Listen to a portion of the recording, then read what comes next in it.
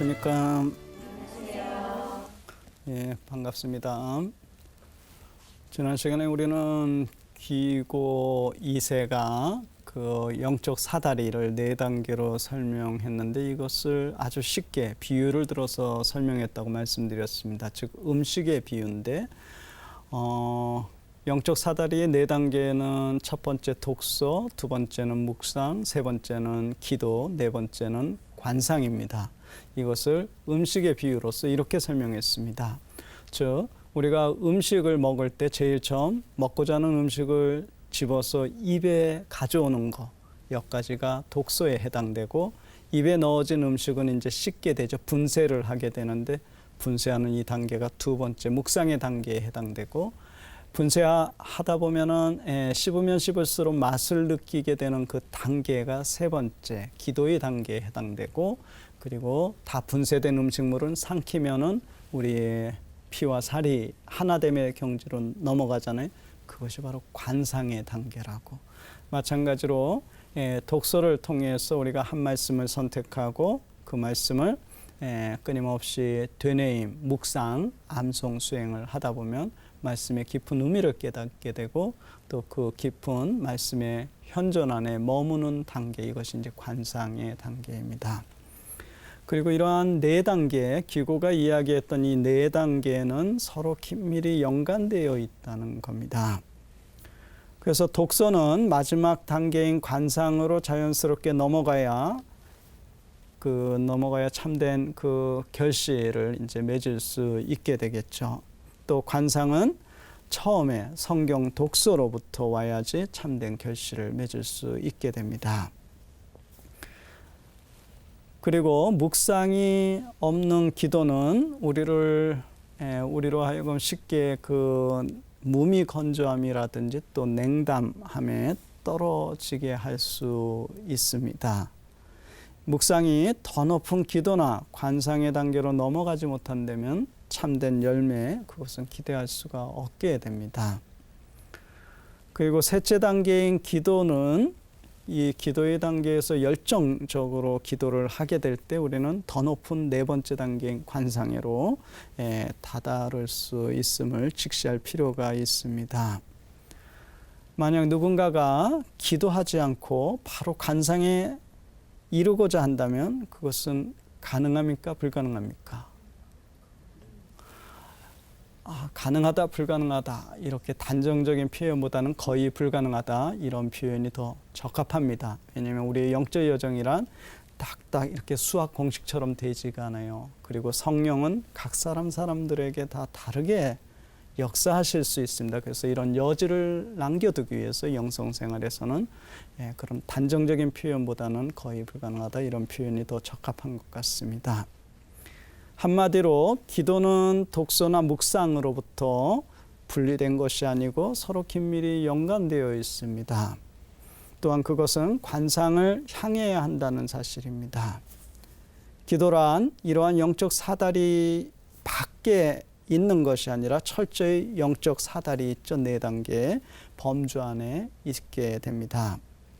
일반적으로 기도는 성경 독서를 철저히 하고 매일의 성경 묵상을 충실히 할 때 비로소 얻어지게 됩니다. 이것은 선물로, 그분께서 빛을 비춰주고 다가오실 때 선물로 얻게 됩니다. 이때 그것은 더 깊은 관상회로 우리를 인도하게 됩니다. 귀고 2세는 일반적으로 우리의 기도 생활이 영적 사다리의 첫째 단계와 둘째 단계를 통해서 자연스럽게 세 번째 기도의 단계로 올라가게 되고, 마지막으로 가장 높은 하느님과의 일치인 관상, 넷째 단계로 올라가게 됨을 강조합니다. 이 자연스럽게 첫 번째 단계에서 두 번째 단계로, 두 번째 단계에서 세 번째 단계로, 그리고 극점인 그 관상의 단계로 오르게 됨을 강조합니다. 이런 측면에서 기고는 우리가 이 세상에서 하느님 나라로 오르는 하나의 구체적인 그 실현 가능한 방법으로서 렉시오 디비나, 영적 사다리를 우리 모두에게 제시하고 있습니다. 우리 모두가 기도 생활을 이렇게 하고 계시겠는데 기도 생활이 좀 더 이렇게 깊어지기 위해서는 귀고의 논지에 의하면 관상에 도달하기 위해서는 여기저기 이렇게 떠다니지 말라는 겁니다. 무엇을 하라고 강조해요? 귀고는 성경 열심히 읽고 묵상하도록. 그러면 어느 날 어느 때 예기치 않은 날 갑자기 또 불현듯 그분께서 우리를 방문하시고 우리에게 빛을 비춰주고 더 높은 단계로 우리를 인도해 간다는 겁니다. 세 번째로 이제 적합한 단계인데 귀고는 영적 사다리의 첫 번째 단계, 독서의 단계는 초심자들에게 해당된다고 보았습니다. 그들은 하나님의 말씀을 더 열심히 읽고자 노력하는 사람들입니다. 사실 하나님의 말씀을 열심히 읽지 않으면서 어떻게 더 깊은 성경에 대한 묵상이 가능할 수 있겠습니까? 그러므로 누구든지 깊은 영성 생활을 시작하고자 한다면은 먼저 그분의 말씀에 주의 깊게 읽고 듣는 이 독서 수행을 할 필요가 있습니다. 둘째 단계인 묵상은 귀고가 이제 이야기하기를 초심자가 아니라 좀 더 진보한, 영적으로 진보한 이들에게 해당된다라고 이야기합니다. 그들은 이제 단순히 성경을 읽고 듣는 차원이 아니라 하나님의 말씀의 깊은 의미를 더 깊게 숙고하는 자들에 해당된다고 보았습니다. 그리고 셋째 단계인 기도는 천상적인 사랑으로 불붙는 그런 영혼들에게 또 그러한 사람들에게 해당된다고 보았습니다. 다시 한번 떠올려 보시죠. 첫 번째 단계는 독서는 초심자에게, 두 번째 단계는 누구에게 해당돼? 좀 더 열심한 자. 세 번째 단계 기도의 단계는 사랑에 불붙은 자들에게 해당된다고 본 거예요. 그들은 참된 사랑에 불타올라 말씀에 더 열정적으로 투신하는 그런 자들입니다. 우리가 뜨거운 열정으로 오직 주님 사랑에 불타오를 때 주님께서는 손수 사랑의 불씨를 가져와서 우리 안에 불을 놓으십니다. 이 사랑의 불이에요. 사랑의 불. 그러므로 기도에 적합한 단계란 말씀으로 인해서 우리의 마음 안에 그 말씀이 더욱 뜨겁게 불타오른 단계를 의미합니다. 그리고 마지막 단계인 관상은 하나님의 특별한 선택을 받은 축복받은 이들에게 해당된다고 보았습니다. 관상이란 이러한 축복을 받은 이들의 수요는 그리 많지 않다고 합니다. 그들은 오직 주님으로부터 선택된 자들로서 그들의 마음이 더욱 순수해져 위로 들어 올려지는 사람들이라고 기고는 이제 설명합니다. 다시 한번 우리 떠올려 볼까요? 기고가 그 첫 번째 단계 독서의 단계는 어떠한 이들이요? 초심자들. 두 번째 단계인 묵상은 좀 더 진보한 자들. 세 번째 단계인 기도는 사랑에 불붙은 자들. 마지막 단계인 네 번째 관상의 단계란 하나님의 특별한 선택을 받은 이들에게 해당된다고. 그 선택받은 이들은 그렇게 많지가 않고 적은 수라고 합니다. 혹시라도 우리가 이런 말씀 수행을 소홀히 함으로 인해서 그날 주님께서 오시는 날 이 적은 수의 무리 밖에 있지 않도록 열심히 있는 시간들 수행할 필요가 있는 것 같아요. 이제 기도의 단계인데 첫 번째로서 단계들의 그 유사성입니다.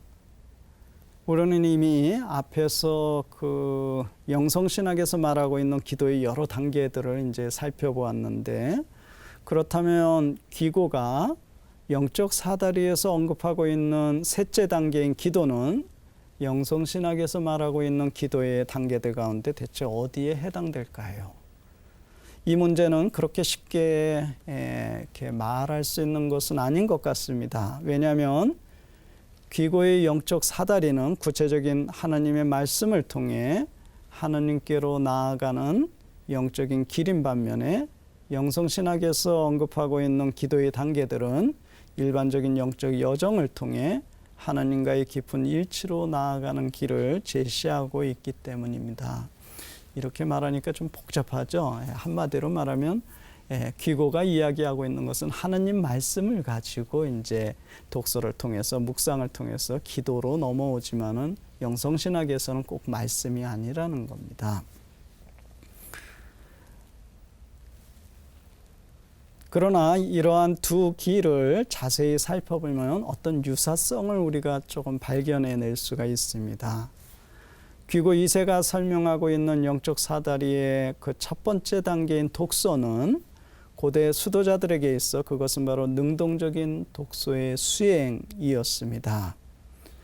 그것은 현대의 이제 많은 사람들이 행하고 있는 침묵 중에 독서하는 묵독이 아니었습니다. 고대 수도자들이 행했던 독서란 소리내어서 하나님의 말씀을 읽고 입으로 직접 읽고 눈으로 보고 입으로 소리내어서 읽고 귀로 듣고 그것을 우리의 기억 속에 간직하는 이런 능동적인 독서의 수행이었습니다.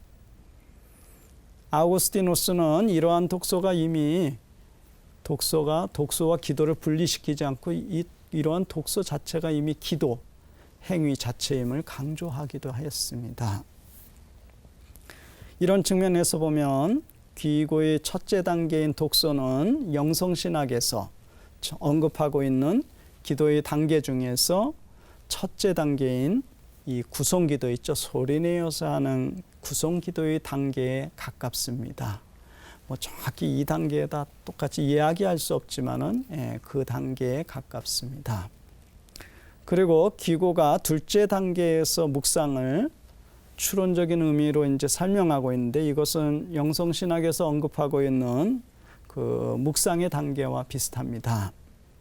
그러나 엄밀하게 말하면은 고대에서의 묵상 수행은 이러한 추론적인 방법이 아니라 오히려 단순히 말씀을 되뇌이고 암송하는 이 수행이 바로 이것을 이제 제가 반추기도라고 명했는데 바로 이것이 정확한 의미로 고대 수도승들이 행했던 묵상이었습니다.